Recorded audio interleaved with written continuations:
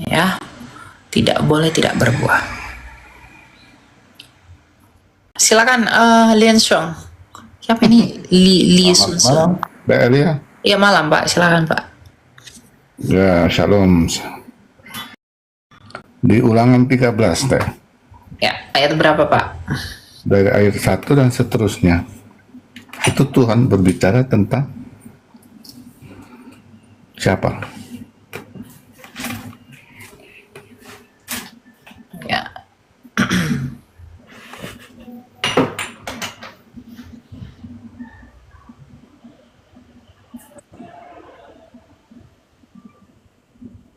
Ulangan 13 ya. Bentar ya. Ya.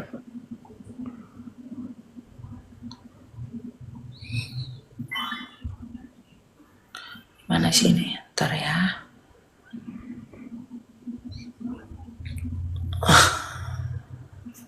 Oke. Apabila di tengah-tengahmu muncul seorang nabi atau seorang pemimpi dan ia memberitahukan kepadamu suatu tanda dan mukjizat, dan apabila tanda dan mukjizat dikatakan maka terjadi, mari kita mau ini tentang nabi-nabi palsu. Ya, karena perikopnya ini adalah janganlah engkau mendengarkan perkataan nabi. Ya. Jadi Allahnya Israel di sini mengingatkan kita agar kita jangan percaya kepada nabi-nabi palsu, pemimpi-pemimpi atau peramal-peramal yang ketika dia menawarkan datanglah kamu kepada Allah ini, Allah itu, tetapi di luar Allahnya Israel. Misalnya Allah di luar Israel, dewa-dewa, ya, yang dari Arab, yang dari Mesir, termasuk yang sebelah dong ya. pasti tidak boleh dipercaya, ya. Sampai ke ayat 15, nah itu kan seolah-olah sepertinya kok Tuhan apa ya? Kalau di perjanjian lama ya. Betul. Kita banyak baca di perjanjian lama seolah-olah Tuhan sepertinya kejam gitu ya. Kenapa ya? Ya, di sini dikatakan maka bunuhlah dengan mata pedang penduduk kota itu dan tumpaslah dengan mata pedang kota itu segala isinya dan hewannya. Ya, ini sebenarnya kemarahan Allah, kekejaman. Kita bisa melihat di sini Allah itu seakan-akan kejam. Tapi di satu sisi dia adalah kasih. Tapi gini loh, kasihnya Allah itu beriringan dan berjalan berbarengan dengan kekudusannya. Karena dia mencintai kekudusan, karena dia mencintai kebenaran, dia nggak mau generasi bangsa Israel ini tercemar oleh penyembah-penyembah berhala yang dengan demikian mereka akan binasa. Maka untuk mencegah lebih banyak orang terjerumus kepada kesesatan, maka Allah memerintahkan pada generasi itu untuk menumpas mereka yang sedang dihadapi oleh bangsa ini. Jadi Allah Israel itu menyuruh untuk menghabisi para penyembah berhala pada masa itu. Itu adalah bukti kecintaan Tuhan dan kekudusannya kepada bangsa Israel, agar bangsa Israel generasinya tidak rusak dan dengan demikian mereka menjadi binasa. Begitu. Ya? Oke. Terus kalau kita orang percaya ya, masih merokok, masih minum minuman keras, Ya. masih suka judi, itu bagaimana? Ya, kalau merokok, minum minuman keras, alkohol, ya sebenarnya tadi kita sudah baca dalam 1 Korintus ya, semuanya itu diperbolehkan, tetapi tidak semuanya itu berguna. Ya, semuanya diperbolehkan, tetapi tidak semuanya membangun. Misalnya nih, orang minum alkohol, ya mereka minum, ya. Nah, yang nggak boleh itu kemabukannya. Maka di dalam minum alkohol pun kita perlu penguasaan diri. Alkohol itu nggak berdosa. Yang berdosa itu orang yang tidak menguasai dirinya. Ketika minum alkohol tidak menguasai dirinya, kebablasan jadi mabuk. Sampai mukul istri gitu tidak boleh ya? Nah, kemudian orang-orang yang merokok, Ya, merokok itu ada gunanya nggak ya? Dalam beberapa hal ada. Ya, saya pernah sakit gigi waktu di Pekanbaru, ada orang obati gigi saya itu pakai asap rokok. Dan itu sembuh sebelum akhirnya dicabut. Ya, gigi saya bagian sini. Dan itu sembuh. Ya, nah ada gunanya nggak? Ada. Tetapi kalau orang tidak dapat mengontrol diri, rokok itu jadi berhala bagi dia, yang nggak bisa. Ya. Rasul Paulus pernah mengingatkan begini. Ya. Mana ayatnya? Oke.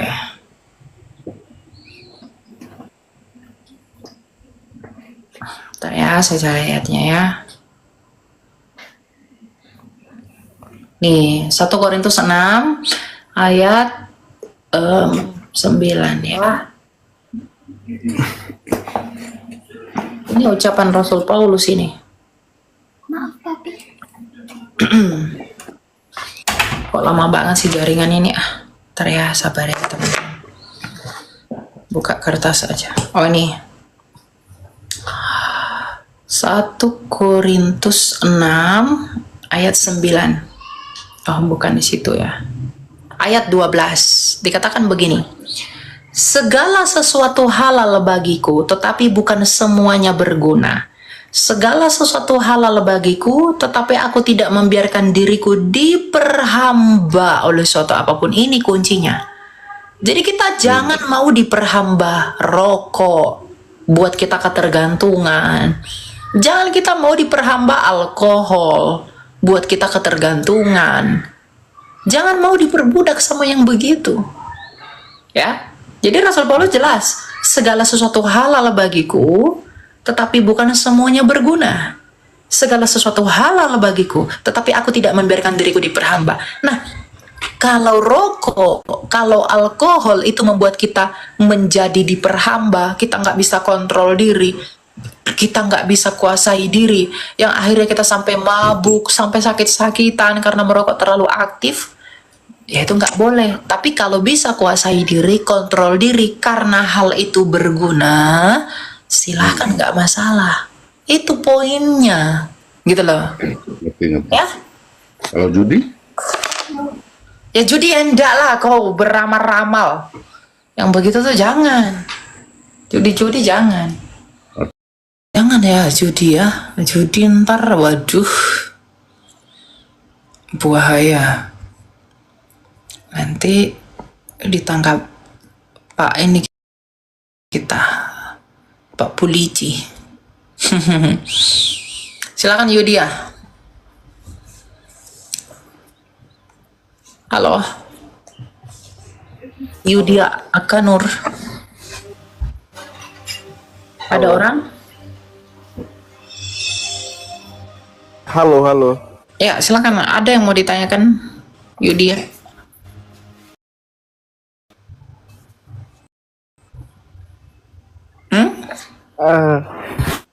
Ini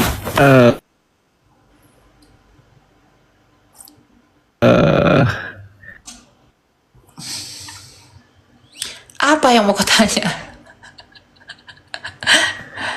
Kok nggak ada jaringannya rusak kayaknya. Apa yang mau ditanya?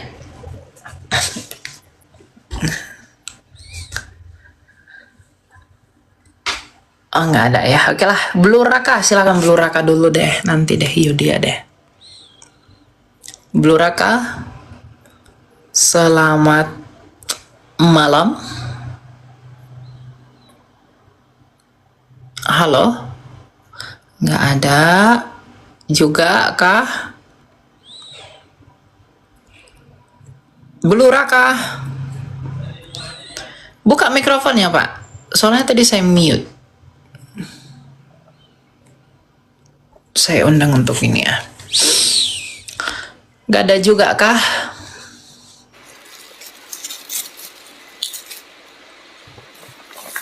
Oke, silakan Pak Bandar.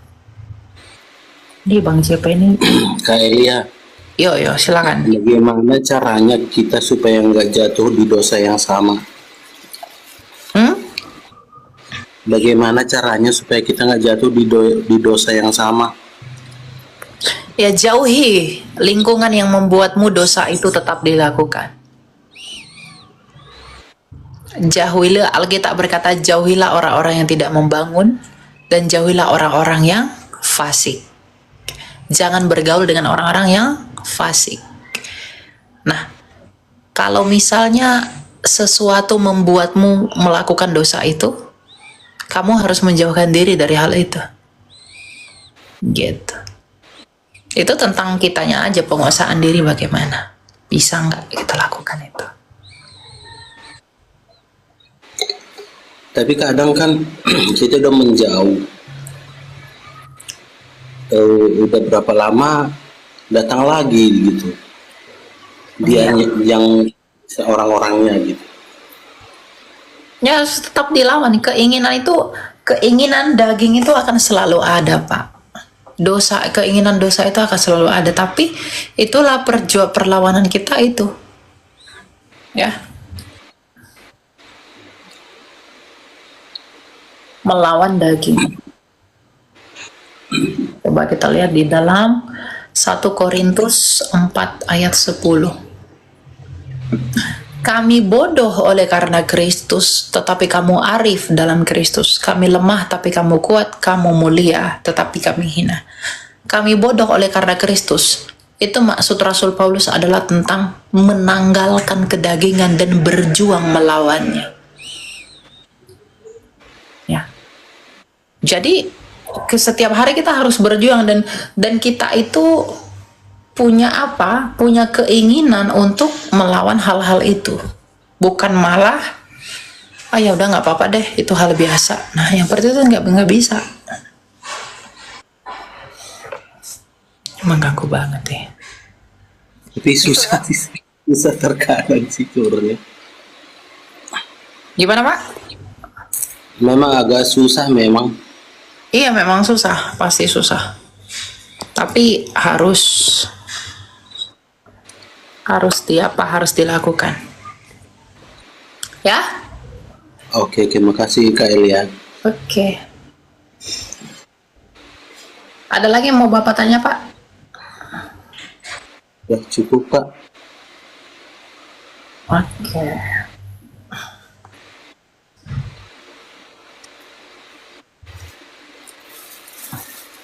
Lanjut yang lainnya. Silakan Blue Raka.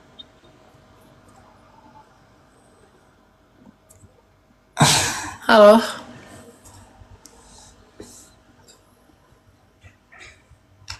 Enggak ada ya dia ya.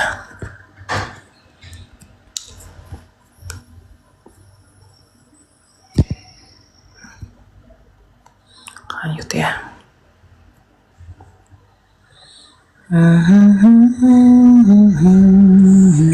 Oh, Silakan Pak. Ada yang mau ditanya? halo Pak. Halo. Iya. Halo Elia. Ini Iya, aku mau silakan. nanya tentang bagaimana pandanganmu tentang gereja Pantekosta. Pantekosta itu nggak ada artinya. Yang ada itu Oh, gitu. Pentakosta. Iya, itu maksudnya. Iya, itu maksudnya. Gereja Pantekosta yang nggak ada pendapat, ya udah gereja aliran karismatik Pantekosta, teologinya Tapi juga kan cuma beberapa gereja Pantekosta itu forma baptisannya itu salah. Misalnya mereka membaptiskan di dalam nama Bapa dan Anak dan Roh Kudus, yaitu Tuhan Yesus Kristus, itu salah, nggak bisa dilakukan. Harus di Kenapa dalam gitu? nama Bapa dan Anak dan Roh Kudus, karena Bapa dan Roh Kudus itu bukan Yesus Kristus. Gitu. Jadi ada GPDI, saya dulu itu ada lihat surat baptisan GPDI itu, mereka menyerahkan anak ya, penyerahan anak ya, dulu saya waktu kecil diserahkan ke GPDI itu di dalam nama Bapa dan Anak dan Roh Kudus, yaitu Tuhan Yesus Kristus, itu salah. Jadi selebihnya itu ya menurut saya nggak masalah. oh jadi pandangannya Eli tentang baptisannya itu yang salah ya. Baptisan itu salah. Baptisan yang waktu penyerahan waktu masih kecilnya gitu ya. Iya, penyerahan anak. Oke. Karena Tapi kalau untuk Bapa dan Roh pengajarannya, Kudus itu bukan Yesus. Hah? tapi kalau untuk pengajarannya gimana? Kalau untuk pandangannya Eli tentang pengajaran Pantekosta, selain daripada yang baptisan awal itu, maksudnya penyerahan itu. Kalau untuk pengajaran setelahnya, ngerti nggak maksudnya? Saya nggak ada masalah kalau orang-orang Pentakosta itu kan mungkin dalam hal-hal soteriologi, dalam hal ya soteriologi lah. Itu mereka sama dengan gereja pada umumnya ya. Keselamatan itu hanya ada di dalam Yesus Kristus. Tapi mungkin punya perbedaan pandangan dalam hal eskatologi karena Pentakosta itu identik dengan pandangan mereka yang lebih menggunakan penafsiran orang modern. Misalnya pandangan akhir zaman, predispensasi atau post dispensasi. Nah, itu sering. Nah, saya sebenarnya nggak masalah dengan pandangan eskatologi karena itu tetap tafsir. Tapi saya tidak mengimani itu. Saya mengimaninya yang amilenium, bukan pro dispensasi atau predispensasi atau post dispensasi. Nah, biasanya gereja-gereja Pentakosta itu kebanyakan kalau tidak post tetapi pre. Jarang yang amilenium tuh jarang. Itu. Jadi, mungkin secara soteriologi keselamatan dan teologinya yang perlu dibenahi itu tadi yang Tritunggal itu, perma baptisannya, baru setelah itu yang lain oke-oke aja nggak masalah. Dan eskatologi berbeda. Saya tidak mengatakan itu salah ya, tapi saya tidak mengimani apa yang diimani oleh orang Pentakosta dalam hal eskatologi dan eklesiologi. Gitu. Oke, aku paham. Oke, itu aja yang mau aku tanyakan. Makasih. Oke, ya. Silakan, thank you ya, Albert. Shalom Kak. Ya, shalom, silakan. Ada yang mau kamu tanya?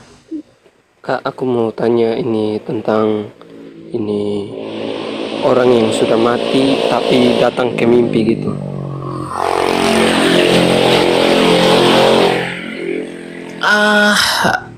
Orang sudah mati datang ke mimpi.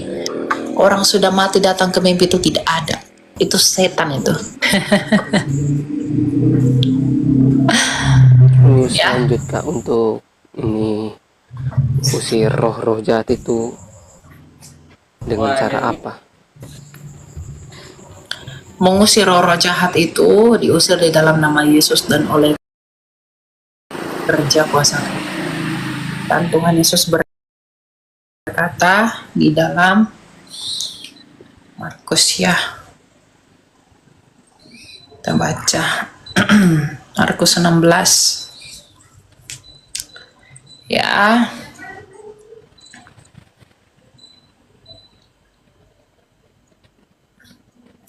Markus 16 ayat 15. Lalu ia berkata kepada mereka, pergilah ke seluruh dunia, beritakanlah Injil kepada segala makhluk. Siapa yang percaya dan dibaptis akan diselamatkan, tetapi siapa yang tidak percaya akan dihukum.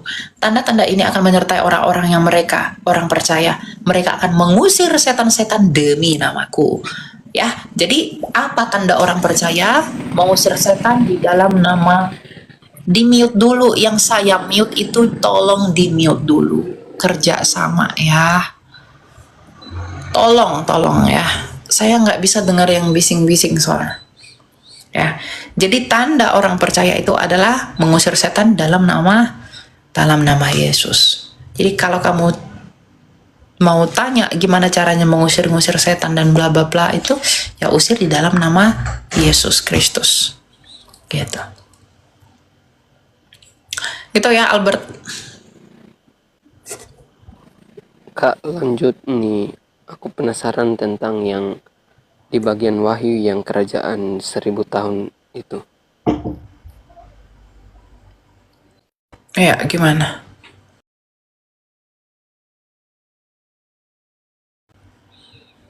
Itu maksudnya gimana Kak? Ada yang bilang kita diuji lagi. Kerajaan 1000 tahun itu bukan nanti, tapi itu sekarang. Karena kalau kerajaan 1000 tahun itu nanti, untuk apa iblis dilepaskan lagi ketika Yesus sudah datang di dalam kerajaan 1000 tahun itu? Karena di akhir masa kerajaan 1000 tahun itu, itu iblis dilepaskan untuk sementara waktu. Jadi saya menghargai tapi tidak mempercayai bahwa kerajaan 1000 tahun itu nanti. Saya percaya kerajaan 1000 tahun itu adalah sejak Mesias datang ke dunia ini sampai dia datang untuk kedua kali. Karena apa yang dilihat Daniel adalah batu besar yang menggulingkan keempat kerajaan di dalam penglihatannya dalam Daniel 7. Yang pertama itu adalah kerajaan Neo Babilonia ketika dia menafsirkan mimpi Raja Nebukadnezar yang kepalanya itu Tuan Nebukadnezar dan nanti kakinya yang sebelah besi itu sebelahnya kayu itu Roma. Ya, jadi yang pertama kerajaan yang dilihat Daniel adalah Nebukadnezar Neo Babilonia, yang kedua Media Persia, lalu tumbang digantikan Yunani oleh Koreksi Agung, lalu digantikan lagi sama Roma. Nah, kerajaan Roma itu tunduk kepada kerajaannya Yesus Kristus. Ya, yang kekal kerajaan selama-lamanya itu. Nah, itulah masa gereja sekarang. Kenapa? Karena sekarang kerajaan Roma tidak lagi berkuasa. Tapi yang berkuasa di dalam dunia ini sekarang adalah kerajaan Kristus. Gitu. Karena kerajaan Roma itu di tahun berakhir di zamannya abad-abad pertama ya. Puncaknya itu tahun 70 ketika Jenderal Titus itu menghancurkan bait suci. Gitu. Ya. Jadi berdasarkan penggenapan penglihatan Daniel, kerajaan 1000 tahun itu adalah sekarang sejak dia lahir sampai dia datang untuk yang kedua kalinya. Itulah kerajaan 1000 itu artinya 10 kali 10 kali 10. Kalau kita melihat menggunakan metode gematria orang Ibrani, 10 kali 10 kali 10 artinya kerajaan yang penuh, genap dan sempurna. 10 dikali 3, 3 itu angka ilahi, itu merujuk kepada Trinitas. Jadi 10 angka penuh, 3 adalah angka ilahi. Artinya 10 kali 10 kali 10 itu 1000, artinya waktu yang genap dan sempurna menurut ketetapannya ilahi. Ya, betul, kerajaan Mesias itu sejak dia lahir sampai dia datang yang kedua kali. Jadi bukan nanti, tapi sekarang. Gitu ya, Pak Albert.